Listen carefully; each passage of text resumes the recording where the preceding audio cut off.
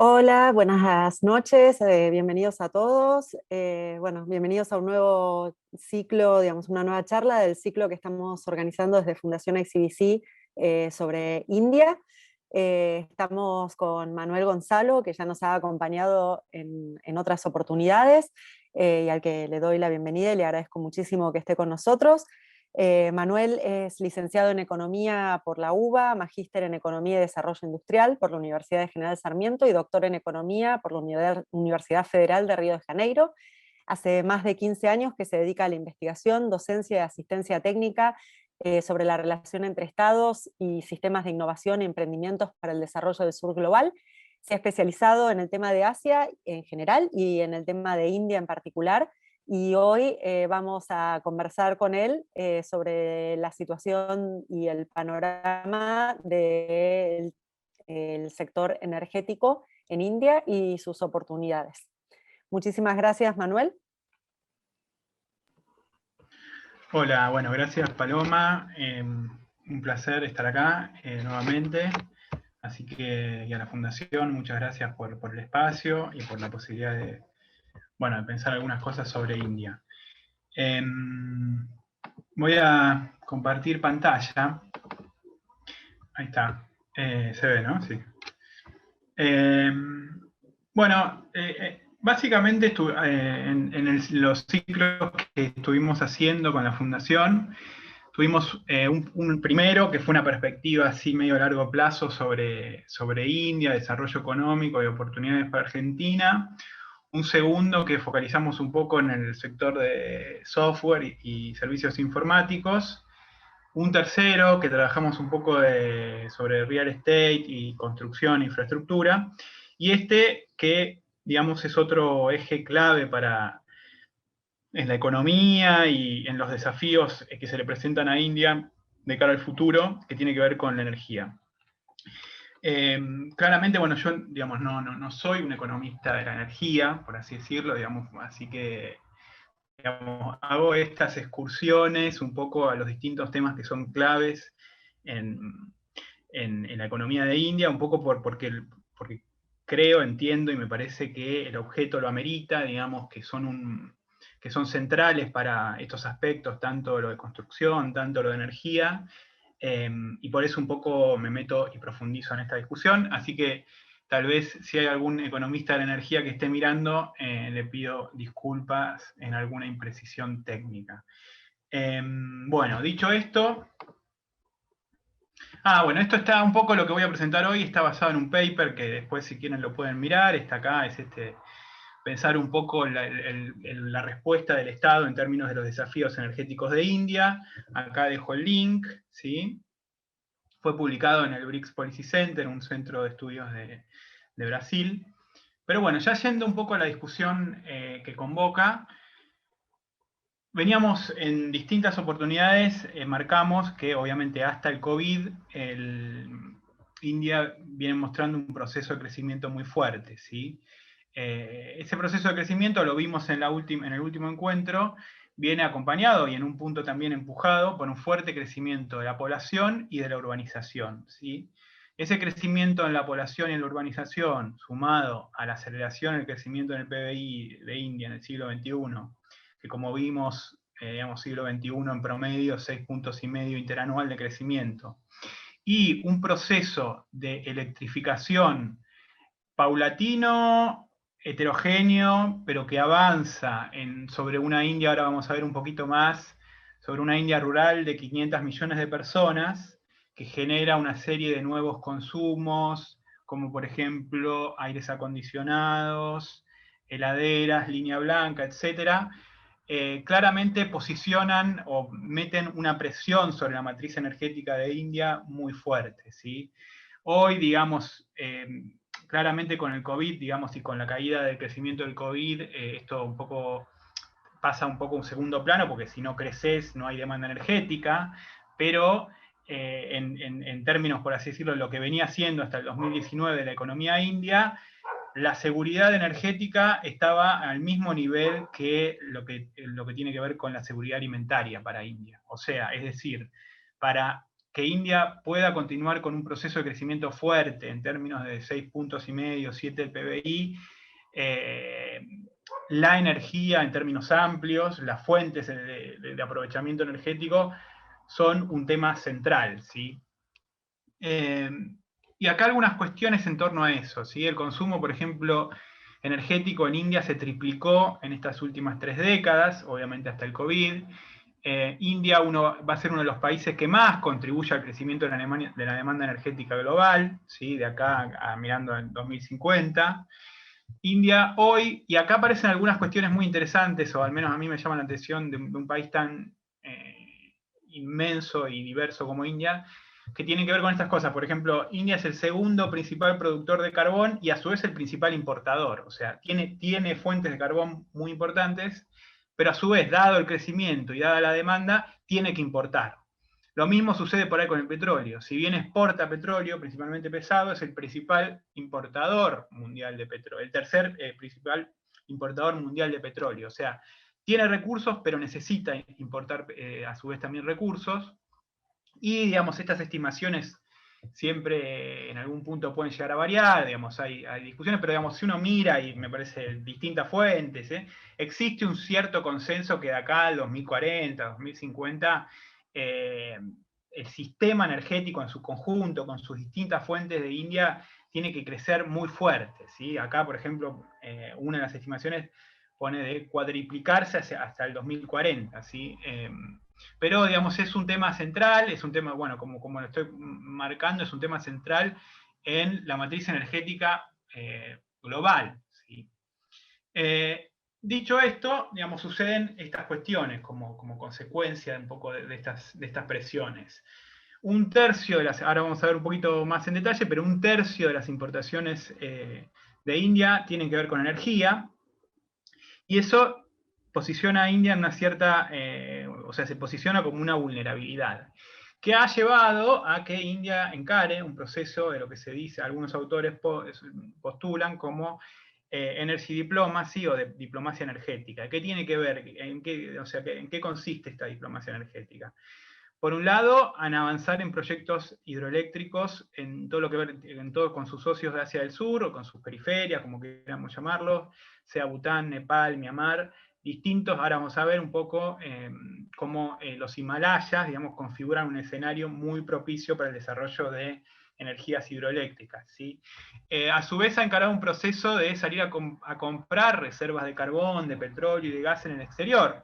Esto lo hace a través de sus empresas públicas, que ahora vamos a ver, digamos, India cuenta con diversas empresas públicas vinculadas a la energía, pero también a través de los grupos nacionales indios que salen a comprar. Esto se ve en Indonesia, se ve en Australia, se ve en Bangladesh, se ve en Sudáfrica. Hay una apuesta también para convertirse en una especie de hub energético, principalmente de refino en el Océano Índico. Ahora vamos a ver las distintas refinerías de petróleo que se están construyendo en la costa del subcontinente para convertir al espacio del Índico en un espacio de refino de energía incluso para consumo interno y para exportación a otros países. Ha encarado un proceso de búsqueda de cooperación en cierto punto con China para reducir la competencia por energía, la competencia energética, un proceso de cooperación con los Estados Unidos, principalmente centrado en energía nuclear, pero también en otras energías, como solar, eólica, y a su vez, digamos, reforzar, ahora vamos a ver un poco la importancia del Índico por distintas razones, pero reforzar la presencia y sus capacidades de defensa y militares en torno al Índico, para asegurar y para poder controlar el comercio en torno al Índico. Bueno, dicho esto, ahora voy a pasar a fundamentar algunas de estas cuestiones que fui mencionando, que fui destacando.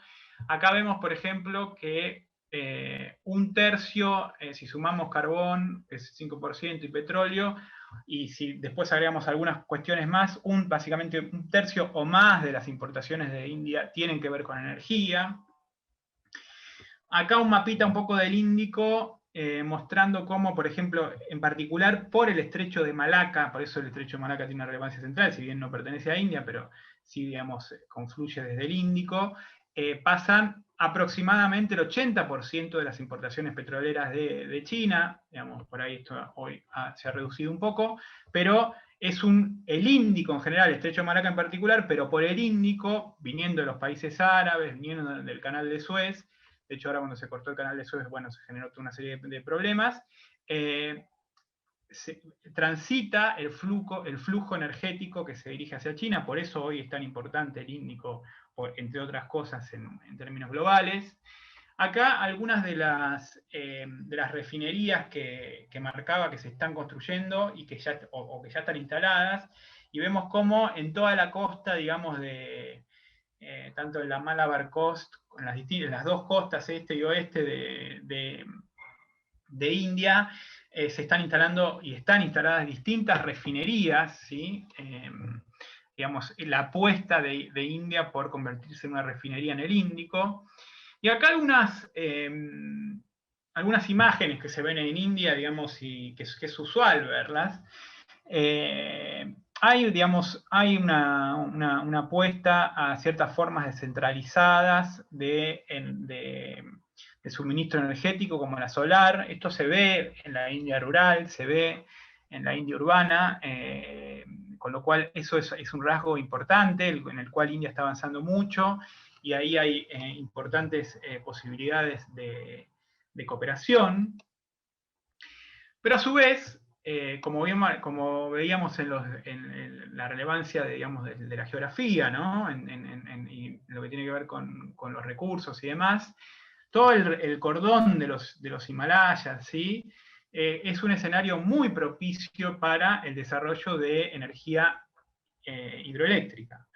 Entonces, vamos a ver que en toda esta zona del norte de India se desarrolla, acá está marcada como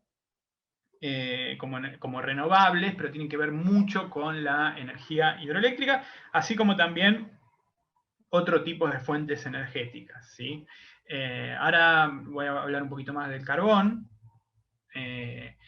porque dicho todo esto que estoy diciendo en términos de hidro, en términos de solar, incluso eólica, e incluso, bueno, nuclear, hoy por hoy el carbón es la principal fuente energética de India, y esto, bueno, implica una serie de cuestiones, ¿sí? Como por ejemplo, no solo por el carbón, sino por otras cuestiones más, pero este es un mapita con la cantidad de números de días con aire limpio, y vemos que, Delhi y toda la zona del norte de India están abajo de 200 días con aire limpio. O sea, la contaminación en las grandes ciudades de la India es un problema de agenda pública, y una matriz energética muy basada en el carbón, claramente, bueno, tiene implicancias muy fuertes en términos de contaminación, en términos de la salud de la población. Entonces, ese rasgo es un rasgo marcante y es un rasgo que genera respuestas, pero ahora vamos a ver, también marca que es difícil salir de esa matriz energética muy basada en el carbón.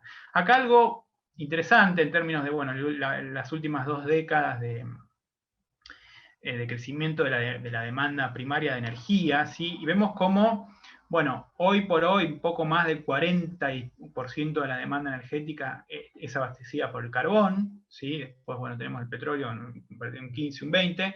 Ahora, ¿qué es lo que se está dando así medio en este siglo en India?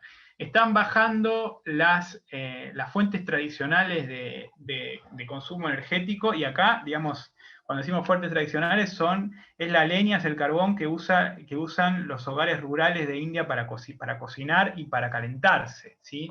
Entonces se está cambiando, ese fuente energético, ese uso de esa fuente energética, obviamente se está reduciendo, y están creciendo, cuando crece el crecimiento económico, crecen los nuevos consumos, bueno, lamentablemente el uso del carbón, ¿sí?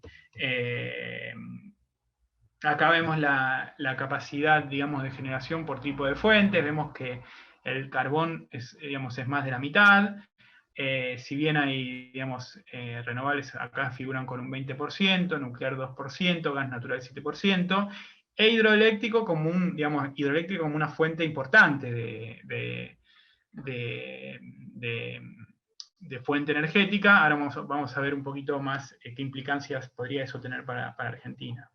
Y esto un poco lo que decía en términos de que, bueno, efectivamente hay en India aproximadamente 500 millones de personas que están conectándose a la red eléctrica en esta última década. Con heterogeneidad, no toda la India rural está electrificada, no todas las casas les llega la energía, digamos, es una discusión en términos de que efectivamente todos los hogares tengan flujo constante de energía y trazado constante, pero lo cierto es que India ha avanzado muy fuerte en un proceso de electrificación que uno podría decir, bueno, esto es una gran deuda, y sí, era una gran deuda de, digamos, casi que diría de la democracia de India, que está empezando a ser salvada. Acá vemos, por ejemplo, en términos de acceso, población que empieza a acceder o que accede a la energía eléctrica, en comparación con los BRICS, obviamente partiendo de una situación, digamos, muy baja, pero que se pasa en total de población un 45% a casi un 80% de la población. Sigue siendo, digamos, por así decirlo, los peores indicadores de los BRICS, pero eso no deja de marcar la tendencia de un fuerte crecimiento. Esto es aún más marcado si vemos en términos de la población rural, ¿sí? Se pasa en los 90 el 30% a casi el 70%, y si lo extendemos un poco más, hoy estamos en un 80%.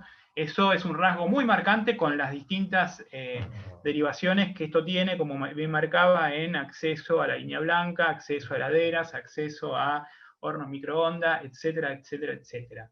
Ahora bien, eso también convive con este tipo de imágenes que uno se puede encontrar en India. Esto es una foto de Delhi, y que generan obviamente ineficiencias energéticas, ¿sí? Que son un desafío también a ser encarados por India. Acá también esto a mí me pareció muy interesante. Es una estimación, y estas estimaciones pueden ser todas discutibles, pero ¿qué es lo que está sucediendo? Un poco lo que venía marcando antes. Digamos, por así decirlo, se está pasando de fuentes energéticas, diría, digamos, casi que en un punto preindustriales, a fuentes modernas de energía eléctrica. O sea, la electricidad, vemos cómo, si esto está marcando, si India crece un 8% o un 9%, ¿sí? Supongamos que crezca un 8% hasta el 2030, cómo va a crecer la demanda de energía eléctrica llevada a un equivalente general de toneladas de equivalente de petróleo, ¿sí? Digamos, homogeneizada a un equivalente general. Y vemos cómo, bueno, básicamente acá la electricidad va a crecer por 8, ¿sí? Y lo que va a empezar a estancarse básicamente son el carbón, la leña, ¿sí? El querosén, digamos, el querosén que también genera una serie de, bueno, en la India rural, de casas que se prenden fuego, digamos, es una energía que tiene, digamos, ciertos riesgos. Esto es una especie también de abono, ¿sí? Y el LPG, que es una especie de gas líquido, ¿sí? Entonces, el LPG también creciendo muy fuerte. Hay digamos, India, esta es la transición energética que está experimentando India, ¿sí? El pasaje de estas fuentes energéticas tal vez muy primitivas a la electrificación, a el gas, ¿sí? Eso aplicado sobre una población, como bien sabemos, de 1.300 millones de personas, y aplicado sobre la India rural. Imagínense la magnitud de ese proceso. Esto, mirando ya hacia adelante, ¿sí? También tiene algunas cuestiones a pensar y a destacar. Por ejemplo, y que digamos que le van a agregar, cuando llega la electricidad a la India rural o a la India urbana, bueno, llegan con la electricidad todas estas distintas electrodomésticos y línea blanca, ¿sí? Aire acondicionado, televisor, refrigerador, y todo eso genera nuevas demandas energéticas. En particular, los aires acondicionados son un factor que sobrecargan la matriz del consumo energético en residencial, básicamente, y vemos cómo las estimaciones marcan que los próximos 20 años, con la llegada de la electrificación, el crecimiento en la demanda de aire acondicionado va a pegar un salto muy fuerte, así como también, bueno, de refrigeradores y demás, pero en la discusión de la energía, el aire acondicionado pasa a ser una cuestión central. Si vemos, por ejemplo, también motitos, camiones, autos, digamos que si bien no sobrecargan la matriz en términos de energía eléctrica, sino en términos de demanda de petróleo, de crudo, no de crudo, sino de nafta o de diésel, también esto es muy fuerte y esto también sobrecarga las perspectivas de demanda energética 2020, 2040, 2050. Y bueno, acá una de las proyecciones también, esto puede ser discutible, puede haber otras, pero en líneas generales, digamos, todas marcan que lamentablemente el carbón va a seguir siendo una de las fuentes principales de energía de acá al 2030, de acá al 2050, manteniendo, si India mantiene estos niveles de crecimiento muy fuertes. Ahora bien, obviamente la energía solar, la eólica van a aumentar, pero sin embargo, si vemos un poco más en detalle, la hidro va a seguir manteniendo su nivel de importancia. Esto después hay otras y más que marcan más importancia de hidro, más importancia de nuclear, dependiendo, digamos, la estimación que se haga. Pero bueno, para marcar, digamos, este aspecto que, digamos, creo que configura bastante un poco la matriz energética de cara al futuro. Ahora bien, en este marco se han dado una serie de respuestas, ¿sí? Y tal vez acá mencionar algunas de estas respuestas. Por un lado, lo que es el gasto en infraestructura, principalmente energética, el papel de las empresas públicas en India y la respuesta a través de una política de emisiones, ¿sí? Emisiones tecnológicas, entendidas en el sentido más amplio. India viene con una política de emisiones desde la década de los 80, ¿sí? Muy interesante el caso. Pero bueno, en términos, por ejemplo, de lo que tiene que ver con el gasto, y acá está sumado el gobierno central, los estados, o sea, las provincias, más las empresas públicas. Vemos que, bueno, después de servicios sociales, salarios y demás, energía es casi el segundo, digamos, no casi, sino el segundo sector en términos de gasto, de lo que gasta, de la masa que gasta el Estado de recursos en India. Esto marca la relevancia que tiene la energía en la India hoy, digamos, ¿no? Y acá algunas cuestiones en este sentido. Este es el gasto en infraestructura por sectores y por agentes. Vemos que en términos de PBI, público y privado, India aproximadamente, digamos, está gastando 8 puntos, por ahí un poquito por abajo, finalmente, de PBI en infraestructura energética. Esto es un montón, ¿sí? Es un montón. Está dividido básicamente a inicios de los 2010, bueno, en mediados de los 2010,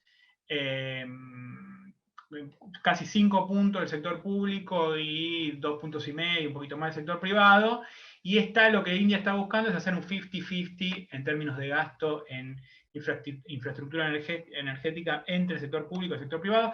En ese sentido se desarrollan, por ejemplo, lo que son las PPP, las parcerías público-privadas, en donde básicamente el Estado financia buena parte de estos proyectos energéticos que finalmente los realiza el sector privado. ¿Y a dónde se dirige, digamos, este gasto en infraestructura energética? Y bueno, buena parte de este gasto se dirige a electrificación, ¿sí? Electrificación como un eje central del gasto público y privado en la India. Y acá algo interesante, energías renovables que quedan, si bien, digamos, con un gasto menor, de 5 puntos, pero que quedan principalmente lideradas por el sector privado. O sea, el sector privado entrando a desarrollar infraestructura de renovables en India. Pareciera que habría una división, por así decirlo, del trabajo en el gasto de infraestructura, en donde el Estado asegura el tendido eléctrico, asegura la inversión, por ejemplo, en petróleo, y deja y abre espacio incluso al sector privado para que incorpore tecnología, para que haga negocios principalmente en renovables.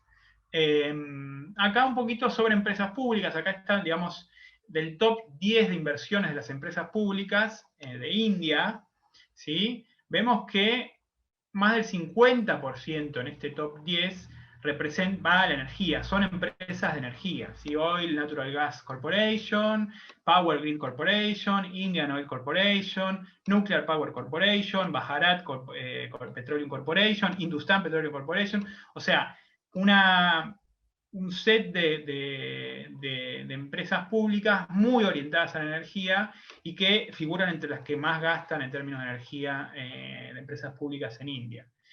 A su vez, el Estado, digamos, en este top 10, el Estado aún mantiene el control, la participación accionaria de por encima del 50% en este top 10 de empresas públicas, lo cual, digamos, por un lado, es importante para hacer política pública, dada la demanda, la presión energética, pero a su vez le da margen al Estado para ir abriendo de a poco este capital al sector privado, dependiendo de las necesidades de financiamiento. Entonces, digamos, como el Estado aún tiene margen para ir abriendo de apuchos, por así decirlo, o de márgenes para la entrada del sector privado, abriendo capital en su set de nabrandas, como se dice en India, de empresas públicas, y, por ejemplo, desarrollar parcerías público-privadas, desarrollar proyectos, e integrar a los grandes grupos indios a la inversión en infraestructura, etcétera, etcétera, etcétera.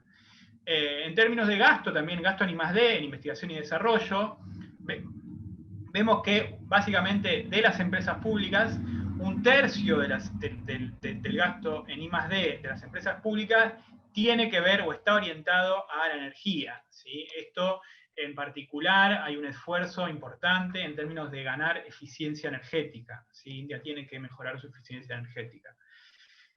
Y acá hay hito de misiones, una, por ejemplo, una de las principales, la misión de electrificación, la Rajiv Gandhi, la misión que lleva el nombre de Rajiv, que está a cargo de la Rural Electrification Corporation, como actor nodal de parte del Ministerio de Energía, ¿sí? Que tiene la misión, por así decirlo, de avanzar en la electrificación de la India rural y de la India en general, pero no solo esa misión, sino otras misiones, como por ejemplo, una para ganar eficiencia energética, otra para desarrollar energía solar, otra para desarrollar equipos, ¿sí? Otra para desarrollar la red de Smart Grid, ¿sí? Y incluso ahora han salido nuevas misiones pensando en la salida de la crisis del COVID.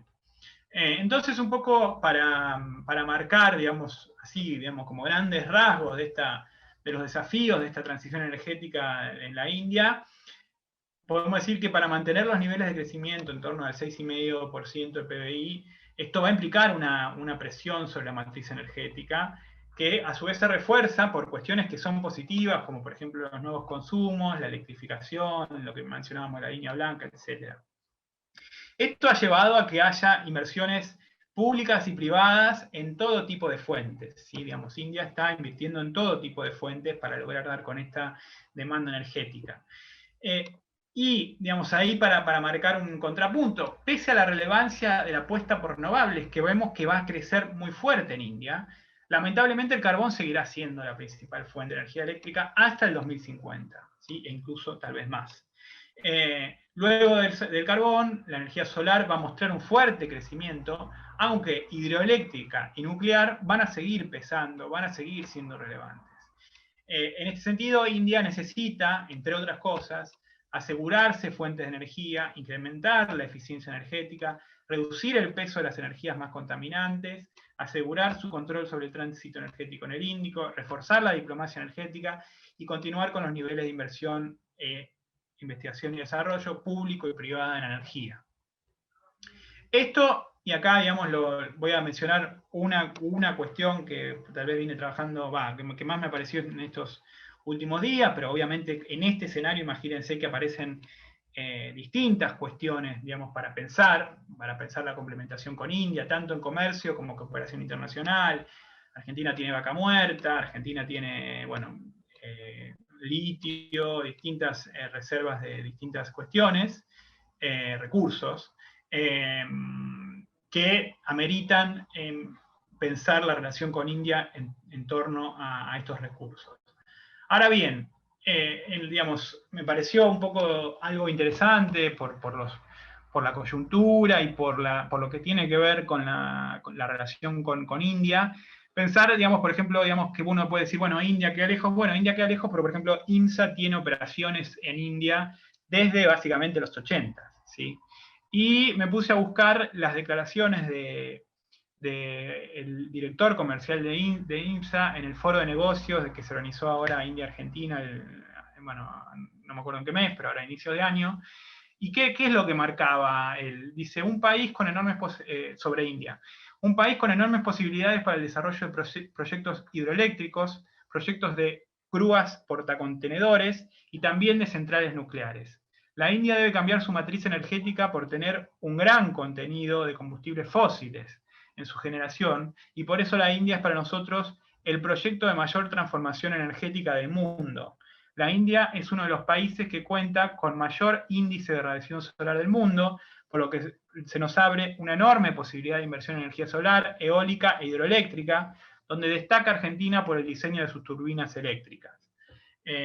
Con lo cual, digamos, bueno, acá por ejemplo esto fue a inicios de este año, IMSA firma un acuerdo para el desarrollo de nuevos productos con una empresa de India, algo 8, ¿sí? Esto es 2021. Acá vemos cómo, bueno, algunos de los funcionarios de IMSA hablando sobre la importancia de India. Entonces, bueno, digamos, tomando el caso de IMSA, podríamos pensar cómo pensar el rol de los grandes jugadores energéticos en la relación con India y con Asia del Sur y cómo poder aprovecharlos. Entonces, si asumimos que la demanda energética en India y en Asia del Sur va a seguir creciendo, como entiendo que va a seguir creciendo fuerte, y reconocemos que se trata de un juego en el cual las empresas públicas, como bueno, IMSS, ERSAT, bueno, YPF, INVAP, tienen un rol central, así como también los grandes grupos nacionales ligados a la energía. Si estos grupos y si estas empresas ganan espacio en Asia del Sur, estos jugadores podrían ampliar su juego o el juego al entramado de proveedores y generar nuevos negocios para las pymes, para los proveedores de estos grandes jugadores.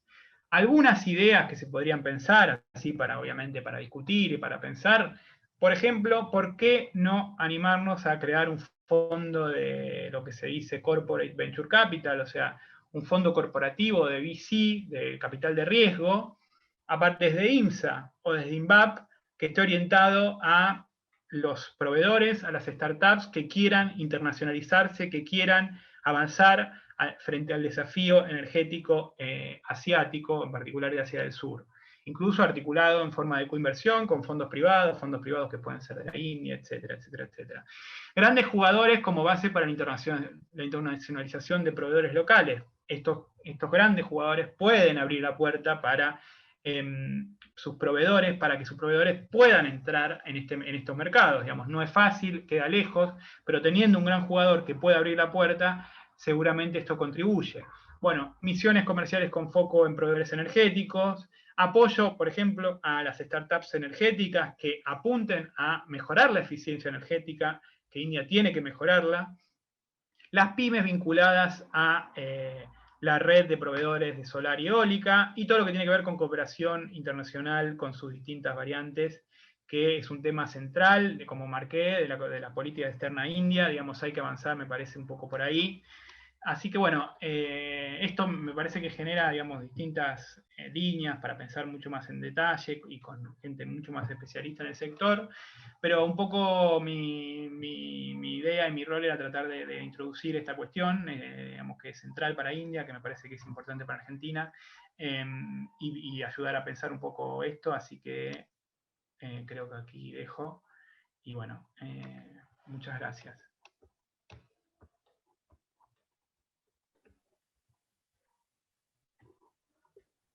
Bueno, muchísimas gracias, Manuel.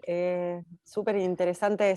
Bueno, sin duda es un desafío enorme, bueno, para India y creo que abre un montón de interrogantes y oportunidades.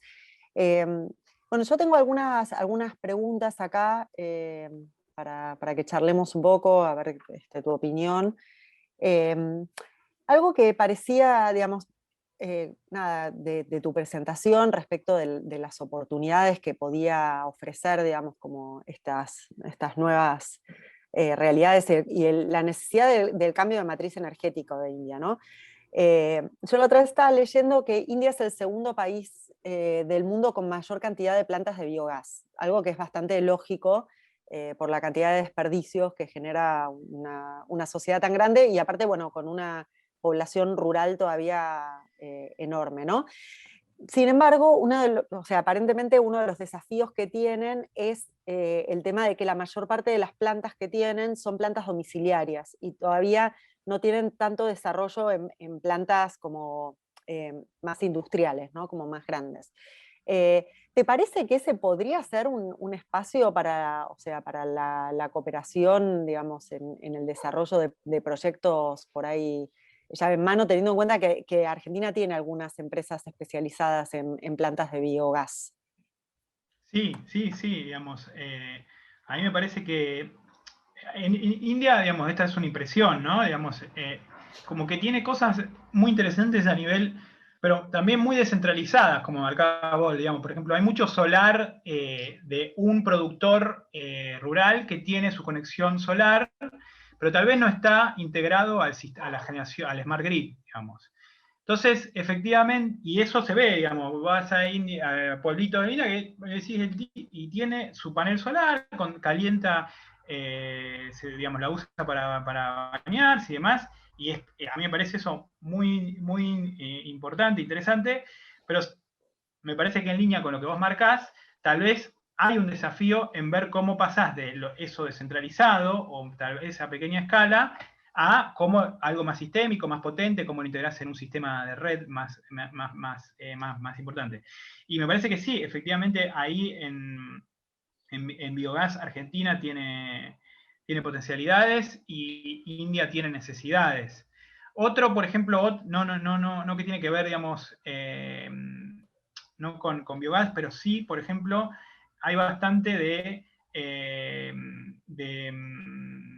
proyectos hidroeléctricos, pero lo que le dicen small o mini hidro. Entonces, eso también me parece otra beta interesante, que entiendo que seguramente INSA debe estar mirando o debe estar haciendo algunas cosas. Pero digamos, como manejar las distintas escalas en donde puede llegar a haber oportunidades me parece importante y me parece una oportunidad, sí, sin dudas. Algo que me parecía interesante también preguntarte es cómo ves el tema del litio, ¿no? Que, bueno, en los últimos años en Argentina surge así como una gran oportunidad de exportación y sobre todo teniendo en cuenta, nada, en la trayectoria que está teniendo India como en términos de desarrollo tecnológico, ¿no? Sí, sí, bueno, eso hoy en la mañana en otro seminario, incluso el embajador Gobi lo mencionó como un aspecto relevante. Digamos, India, una empresa india firmó un acuerdo de cooperación con una empresa de Jujuy en torno al litio, con lo cual ANA, eso fue creo que al principio de este año o fin del año pasado. Y digamos, es uno de los intereses de la agenda, como decía, de la agenda de India en términos de política exterior. Digamos, en la política exterior de India tiene, digamos, ve en los recursos digamos, perdón, en los recursos minerales como un desafío importante. Ahí, como todo, bueno, está la discusión de siempre en lo que tiene que ver con el litio, que es hasta qué punto se agrega valor local y cómo desarrollás contratos para lograr eso, cómo desarrollás contratos para agregar valor local y cómo desarrollás contratos para generar capacidades locales. Bueno, el desafío me parece que es ese, el desafío es hacerlo de la manera más sustentable posible.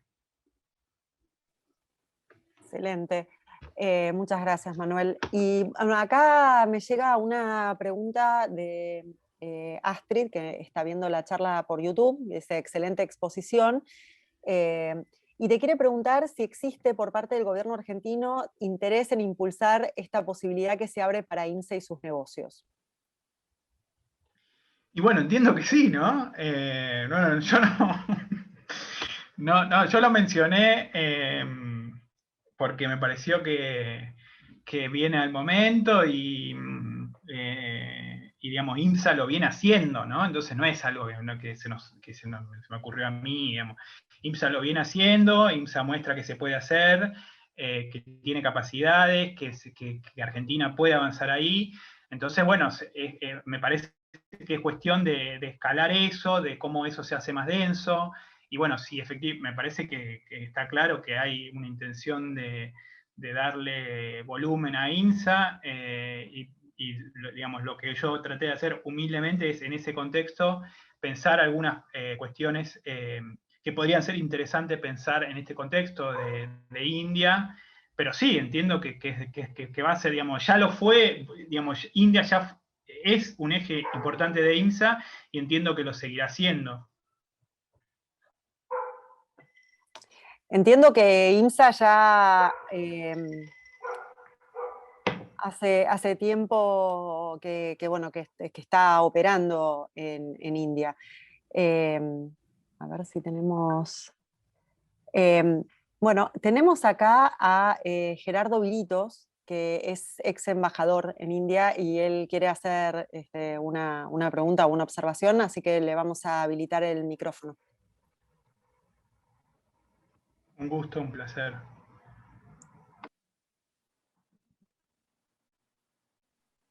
Gerardo, estás muteado, ahí estamos. A ver ahora. Ahora sí, bienvenido.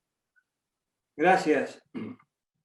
Bueno, muy interesante esta exposición. La verdad es que no es fácil organizar datos y proyecciones con las dificultades propias de un país que es uno de los países más complicados del mundo. Hay muchas cosas que la vida diaria, uno y la experiencia de haber sido 6 años embajador en la India, yo esto puedo hablar en función de ser mendocino, porque la gente de IMSA, empezando por Enrique Pescarmona, son grandes amigos de toda la vida, es una cuestión familiar, pero, y a este respecto, y antes de que se nos llene la boca de hablar sobre IMSA, porque yo he estado y he trabajado con IMSA, y tengo amigos que han sido representantes de IMSA en la India. IMSA ha hecho mucho desarrollo y le ha ido muy bien con las pequeñas obras hidroeléctricas. Y estoy seguro que si alguien le pregunta a lo que queda de porcentaje, que es el 5% del total de lo que se acaba de establecer una nueva conducción de IMSA, en donde el Estado va a tener la mayoría para las decisiones. Entonces, cabe preguntarse primero, ¿qué va a hacer el Estado y qué sabe el Estado sobre qué es lo que puede hacer IMSA en este momento, dadas las condiciones en la India, energéticas en la India? El tema energético no solamente está vinculado con la salubridad ambiental. India es el principal productor de metano en el mundo. ¿Por qué? Porque las vacas son sagradas. ¿No es cierto? Es muy simple. Entonces, ¿qué pasa? La gente, además de tener esos cables colgados y que es una cosa que uno no entiende cómo pueden funcionar ese país con ese cablerío que está no solamente en Nueva Delhi, hay que ir a Bombay, a Bangalore y es todo lo mismo. Entonces, primero hay que enseñar a la gente cómo es que se distribuye y el Estado tiene que dar el ejemplo. Empezando por poner orden en todo lo que es la red cablegráfica de cables de electricidad. Por otra parte, hay que ver también qué está necesitando y de dónde necesita. A mí me han dicho empresarios indios que ellos quieren importar gas licuado. Con todo el potencial que tenemos nosotros los argentinos a partir de Vaca Muerta, nosotros podríamos ser proveedores de gas licuado siempre y cuando tengamos la infraestructura, que existan los barcos que podamos licuar y que se los lleven a la India. Pero dadas las cosas como están en el país, yo lo veo muy difícil. Entonces, hay muchas preguntas. Otra cosa que yo quería decir, en la India, en las ciudades, en las grandes ciudades, falta agua. ¿Y qué hace la gente? Tienen que hacer pozos que están hechos dentro de las casas, donde el inspector no puede encontrar de dónde sale ese pozo para sacar agua. Y además, las casas las familias que pueden, tienen grupos electrógenos. Y el grupo electrógeno, ¿con qué se hace andar? Con nafta. No anda con queroseno, andan con nafta. Y la nafta es un derivado del petróleo. Y el petróleo se importa en la India. O sea, tenemos una necesidad, un insumo que es muy caro. Es caro el equipo y es cara la manutención. Pero si no tenemos estos aparatos, estos grupos de electrógenos, no vamos a tener electricidad. Así que lamentablemente muchas familias, mucha gente, especialmente quizás de clase media y media para arriba, que tienen que tener el grupo de electrógeno obligatoriamente en cada casa. Entonces, hay muchas cosas que uno se tiene que preguntar, porque si la China y la India eliminan los problemas que tienen en este momento, que empiezan por diferencias de límites, ¿no es cierto?, como ocurre en Ladakh, en Cachemira, en donde esto ha dado lugar a un alejamiento por parte de India con respecto a China, y además China es el principal proveedor de los insumos de la biotecnología, sí, de la biotecnología prácticamente de la India. Entonces, con esta amenaza, llamémosle amenaza por así decir, de una mala relación, si la amenaza se va y se normalizan las relaciones entre India y Argentina, y entre India y China, los chinos van a volver y después nosotros vamos a reemplazar a los chinos. Va a ser muy difícil. Entonces, ¿cómo se elimina el carbón? Y el carbón hoy en día es el principal polluter, como se dice, ¿no es cierto?, del medio ambiente en la China, sumado al metano. Y a todo esto hay que sumarles las dificultades que pueden llegar a tener los gobiernos de turno, en donde uno tiene que partir analizando cómo está políticamente la conducción, cómo está la conducción política de la India, cómo está el primer ministro, cómo está el partido BJP, que está gobernando desde hace varios años, ¿no? Yo he estado 6 años con el partido BJP anterior al actual. Partido muy nacionalista, partido muy hinduista, ¿no es cierto? Entonces, hay muchas cosas que se tiene que preguntar uno a ver cómo se van solucionando para que el ambiente general, y esto no quiero hacerlo muy largo porque a lo mejor los aburro, ¿no? El ambiente general político vaya descomprimiéndose y que la India se encardile hacia el tremendo futuro que puede llegar a serlo el país, uno de los países más importantes del mundo, como creo que ya están empezando a ser.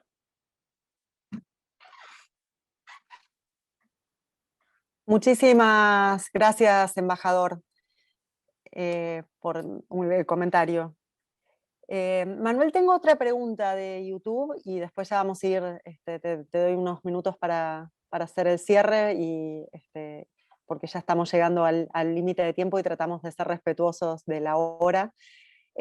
Acá Ignacio Sabatella pregunta, bueno, te agradece la presentación, y dice: la realidad del cambio climático impone límites a la expansión de la generación térmica del carbón. ¿Te parece que la diplomacia climática puede llegar a condicionar la diplomacia energética de la India?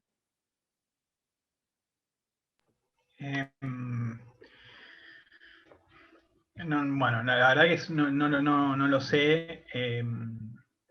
Sí, me parece que lo que sí se va a imponer, me parece, es lo que va, digamos, a marcar todo, es cómo India vuelve, el ritmo de crecimiento que recupere India y cómo eso genere demandas energéticas y las pueda resolver internamente o no. Creo que eso es lo que, digamos, básicamente el desarrollo de las fuerzas productivas va a marcar un poco el ritmo de eso. Diría, digamos, respecto a la pregunta de Ignacio, diría eso. Y bueno, Gerardo, muchas gracias por el comentario, y bueno, tomo todos los puntos, en particular que claramente India es un país, tal vez uno de los más heterogéneos y difíciles de entender del mundo. Digamos, acá lo que estamos tratando de hacer es contribuir a pensar un poco en esa línea, y desarrollamos distintos seminarios enfocados en distintos aspectos. Y bueno, este en particular tenía que ver con que es un tema, como bien marcó Gerardo, muy importante para India, digamos, de mi parte Diría eso, y muchas gracias por todos los comentarios. Bueno, siendo que ya estamos llegando a nuestra hora de finalización, bueno, nada más que agradecerle a Manuel que nos haya acompañado nuevamente para seguir pensando y conversando sobre la India, que bueno, como bien decías, es un país y una sociedad y un mercado muy complejo, donde bueno, juegan un montón de variables, pero que claramente tiene que estar, digamos, dentro de nuestro radar. Como institución, digamos, centrada en el comercio internacional, me parece que es clave explorar estos distintos aspectos que hacen a la heterogénea y compleja realidad de la India. Así que les agradezco a todos muchísimo por haber estado, y en especial a Manuel por su tiempo y por sus preguntas a todos y sus comentarios. Y nos vemos en el próximo evento de Fundación. Gracias, un placer, gracias.